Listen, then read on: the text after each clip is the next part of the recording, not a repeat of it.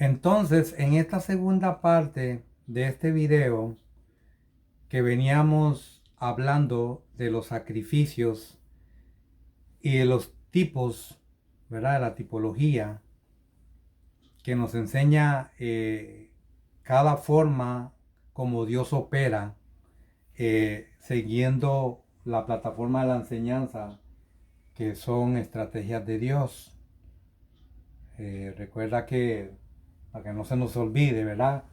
Lo que es la hermenéutica son claves de interpretación bíblica. Esas son claves que Dios ha usado como estrategias de parte de Dios para dirigir al universo. Entonces, Él crea la primera plataforma en el versículo 15 el versículo 15 sí, de Génesis capítulo 3.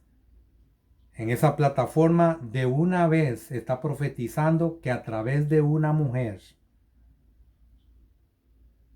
iba a venir el indicado que le iba a aplastar la cabeza a la serpiente. Pero la parte cuando dice que ella le herirá en la cabeza y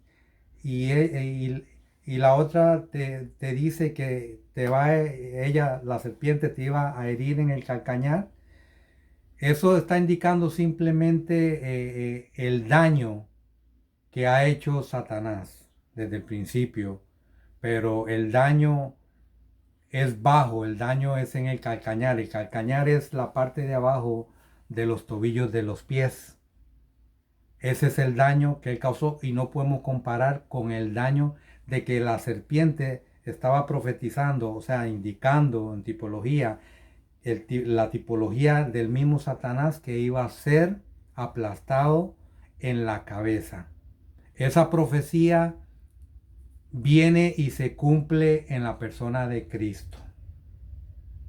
Entonces, todo mundo en el Antiguo Testamento tenía acceso para venir a pedir perdón a Dios. Venían al templo, ofrecían un sacrificio, el pobre, el que tenía dinero, el que no tenía dinero, todo el mundo tenía acceso para hacerlo.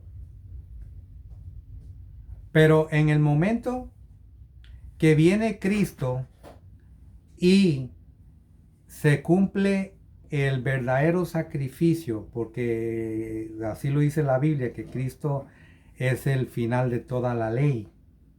Entonces vemos la grandeza de Dios en el ser humano y la plataforma que Dios utiliza para traer salvación al mundo.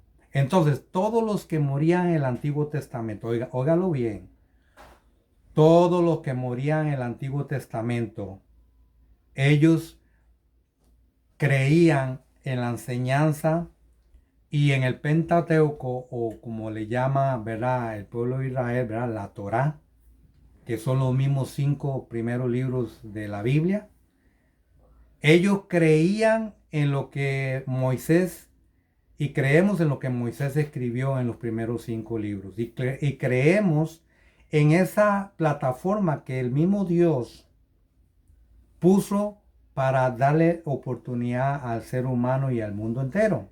¿Cuál era la plataforma de la oportunidad de la salvación? ¿Verdad? A través de Cristo. Primero vemos los sacrificios de los animales que es tipo de la persona de Cristo en el sacrificio que él iba a hacer en la cruz de Calvario para darle salvación a usted y para darme salvación a mí. Ahora, cuando ellos morían creyendo en esa promesa, en eso que estaba escrito ahí en el capítulo 3 y en el verso 15 de Génesis. Ellos morían con esa fe. Se sabe que la fe, la certeza, la convicción, la seguridad de lo que usted no ve. Porque usted no ve algo, pero usted cree en eso y eso se le llama fe. Y la Biblia es muy clara y muy importante cuando nos dice y nos enseña que bienaventurado es aquellos que sin ver creyeron.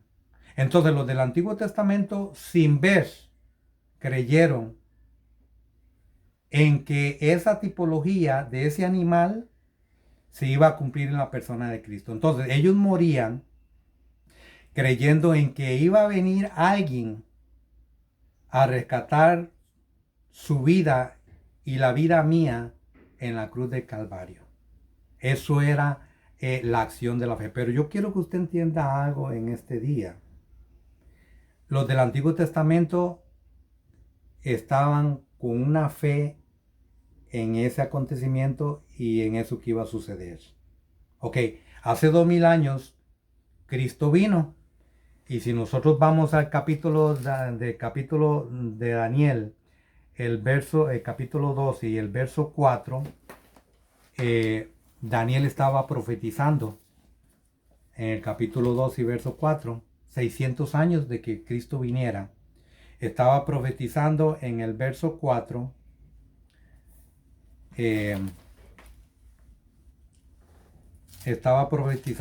el verso 4, dice, pero tú, Daniel, cierra las palabras y sella el libro hasta el tiempo del fin. Entonces, yo quiero que nosotros entendamos de que esto es una palabra muy importante, hasta el tiempo del fin. O sea, yo quiero que usted sepa que los del Antiguo Testamento estaban esperando por ese fin. Cuando Daniel estaba profetizando 600 años antes de Cristo, hay dos cosas que Daniel estaba profetizando aquí. Que el tiempo del fin, ¿verdad? El tiempo del fin se cumplía. El tiempo del fin se cumplía en la persona de Cristo cuando Él viniera a morir en la cruz de Calvario. La primera parte, ¿verdad? El tiempo del fin de lo que habla aquí el capítulo de Daniel, ¿verdad? El capítulo 2 y el verso 4. Pero vea qué importante, por eso es que decimos que en el Antiguo Testamento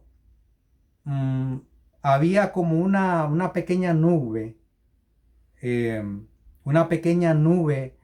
eh, acerca también del tiempo del fin o de los acontecimientos de la iglesia. Por eso es muy importante saber que aquí se están cumpliendo dos cosas.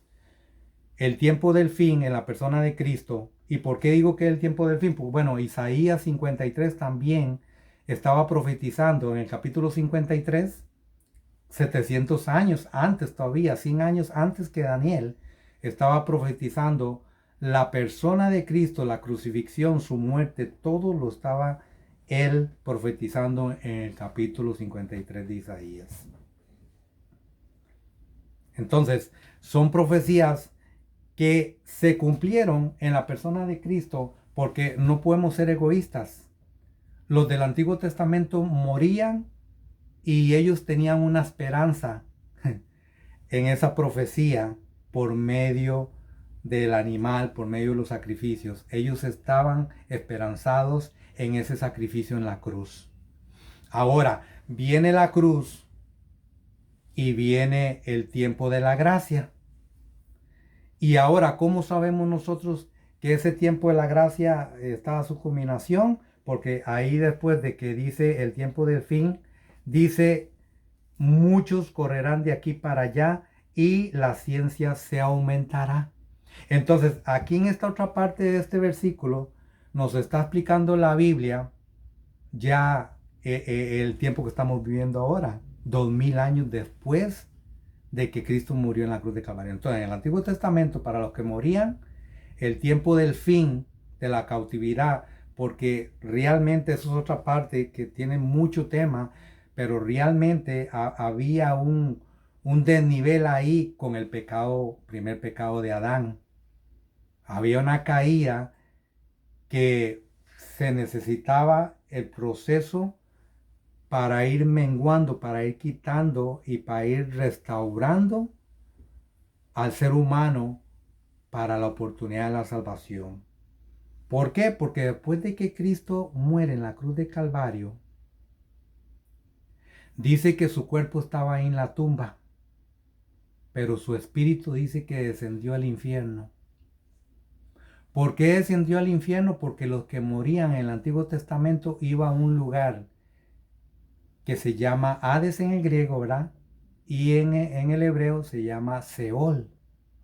Pero es lo mismo, el Seol y el Hades es lo mismo, nada más que el Seol es en hebreo y el Hades es en griego, pero es la misma palabra. Ellos estaban en una condición tan dramática que los dividía a los justos y a los injustos era una montaña y se veía Padre Abraham. Eso está en el capítulo 16 de Lucas. Ahí viene la explicación de esa parte. Entonces, ¿qué es lo que hizo el Señor? Y lo que en el Antiguo Testamento estaba esperando, que Cristo muriera para que descendiera, ¿verdad?, al Seol o al Hades. ¿A qué? A llevarlos, a sacarlos de ahí. Y tenía una limitación por el pecado, pero por el fracaso de la humanidad. Pero ahí en ese sacrificio de Cristo es donde el Señor lo saca de ahí y dice que se lo lleva al paraíso. Entonces, de ahora en adelante, toda persona que muere en Cristo Jesús inmediatamente es llevado al paraíso. ¿Ok? Esa es la esperanza que tenía en el Antiguo Testamento. El tiempo del fin, cual profetiza Daniel y lo profetiza también Isaías 53. ¿Ok? Entonces ahora viene, pasan 2000 años y el tiempo del fin se convierte, se convierte en Cristo, ¿verdad? En su muerte. Pero pasan 2000 años y ahora nosotros, los que estamos vivos aquí y que queremos servirle a Dios y queremos vivir para Dios, también estamos esperanzados. No en lo que el Antiguo Testamento estaban esperanzados, en que viniera el Cordero de Dios que quita el pecado del mundo a morir para ellos poder tener la opción de lo que les dije, de ser trasladados, ¿verdad?, al paraíso. Sino que ahora la confianza de nosotros es, y la fe que nosotros tenemos es, que Cristo murió, que Cristo fue enterrado, fue llevado a un sepulcro, y que al tercer día se fueron aquellas mujeres y se fueron a buscar en la tumba a aquel para ver si estaba ahí, y se dieron cuenta y había ángeles ahí en la piedra, y les dijo, y les dijo a aquellas mujeres: ¿y a quién buscáis? Él no está aquí, ha resucitado. Entonces, los que venimos a Cristo, los que venimos esperanzados en Cristo, y le reconocemos y le aceptamos como único y suficiente Salvador de nuestra vida, y le pedimos perdón de todos nuestros pecados, y nos separamos y nos apartamos de las cosas malas y venimos y queremos hacer las cosas bien, porque nosotros por fe también estamos creyendo en que un día Cristo vendrá. Y dice Apocalipsis que sonará la trompeta, y dice, Pablo lo dice también, que dice que los muertos en Cristo resucitarán primero. Y luego los que estemos vivos seremos arrebatados. O sea, que en este mundo que estamos ahora, en el 2026, si usted mañana amanece muerto, o yo amanezco muerto, significa que si estoy en Cristo tengo esperanza. Lo que quiero atreverme a decirle en este momento, que la única esperanza es el Señor, nadie más. Él mismo lo dijo: yo soy el camino, la verdad y la vida, y nadie va al Padre si no es por Él. Y que hay una necesidad y que hay que tener una reconciliación con Dios. Un día vamos a hablar también de la esencia aquí mismo en Génesis, de la esencia de la salvación. Pero es muy importante entender nosotros que nosotros necesitamos del Señor. Entonces nosotros estamos esperanzados que si hoy nos morimos y estamos en Cristo, a como ellos en el Antiguo Testamento estaban esperanzados en su muerte y fueron rescatados en su sangre, nosotros también tenemos la esperanza que somos rescatados a través de su sangre. Y también esperanzados en que como el Antiguo Testamento esperaban a ese Cordero de Dios, nosotros estamos esperando también de que Él nos lleve con Él. Si morimos hoy, vamos, ¿verdad?, a la tumba. Y en el momento que se cumpla esa palabra de que los muertos en Cristo resucitarán primero, entonces usted va a resucitar en Cristo, porque tú has creído en la sangre y en el sacrificio, en la resurrección de Él en su muerte. Entonces, si usted ha muerto, usted va a resucitar para vida en Cristo Jesús. Pero si no estamos muertos y la trompeta suena hoy, también seremos arrebatados al cielo. Y así, en esta condición, como estamos vivos, nada más con la diferencia de que seremos transformados. Otro día les voy a explicar esa transformación, qué indica esa transformación. Ahorita se nos acaba el tiempo, no queremos hacer los videos muy largos porque hay mucho que enseñar y mucho que hablar, pero queremos aprovechar el tiempo para no enredarnos en muchos temas. Pero lo que sí quiero que entendamos de que ahora nosotros somos los que estamos esperanzados en eso que debe pasar. Que si yo muero hoy, tengo que estar confiado y esperanzado en Él. Y que tengo que luchar y buscar y venir a Cristo para que todo me sea de beneficio cuando Él suene la trompeta y los muertos en Cristo resuciten. Y yo que estoy vivo, también tengo y quiero tener seguridad de irme con Él. Así que no perdamos el tiempo. La vida es un camino ancho y espacioso. Usted puede ir de copa en copa, usted puede ir de mujer en mujer, usted puede adulterar, usted puede fornicar, usted puede hacer todo porque el mundo te da un camino ancho y espacioso para tú hacer lo que tú quieras. Pero dice que el camino de la salvación es un poquito angosto, es más complicado, y ese es el camino que agarramos nosotros.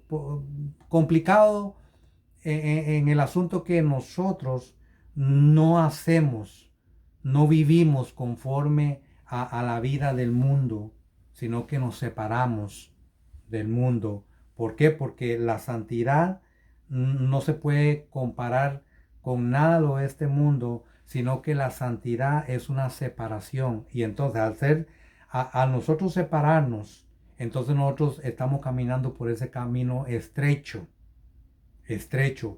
¿Por qué? Porque son muchas las cosas que vienen a nuestras vidas, son muchas tentaciones, dificultades de la vida, el diario vivir, una cosa y otra, pero el cristiano que quiere acercarse a Dios no se va a acercar por miedo, porque el miedo nos aleja de Dios, nos acercamos es por temor, porque el temor es lo que nos enseña a que nosotros estamos tratando de amar a Dios.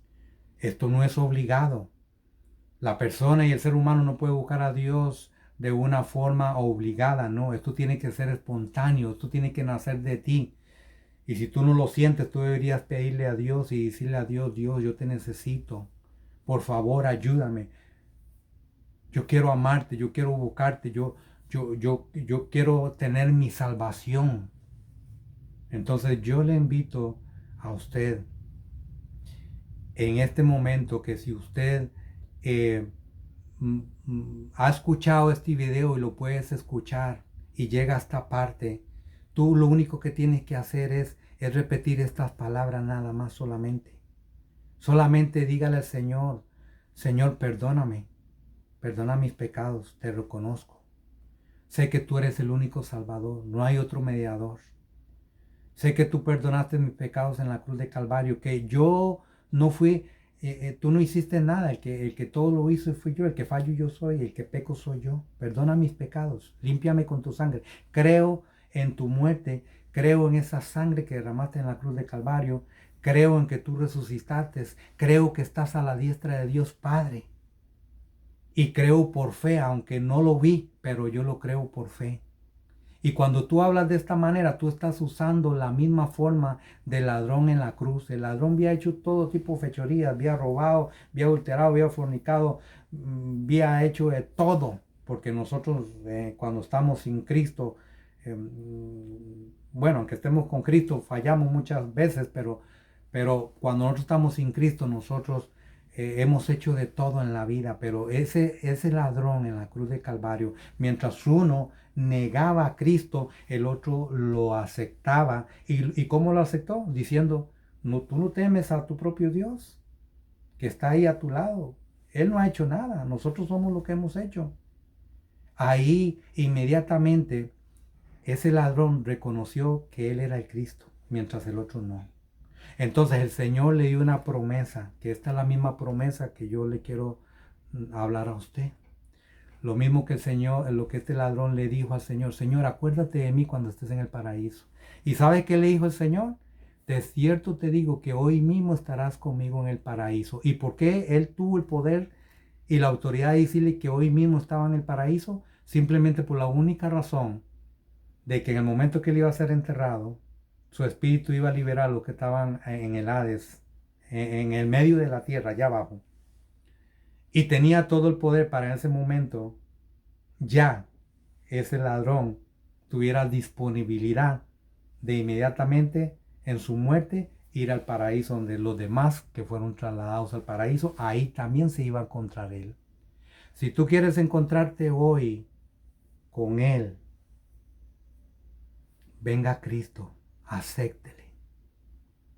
No confíe en el hombre, no confíe en religiones, no confíe en nadie ni en nada. Solo confía en Él. Nada más. Y listo.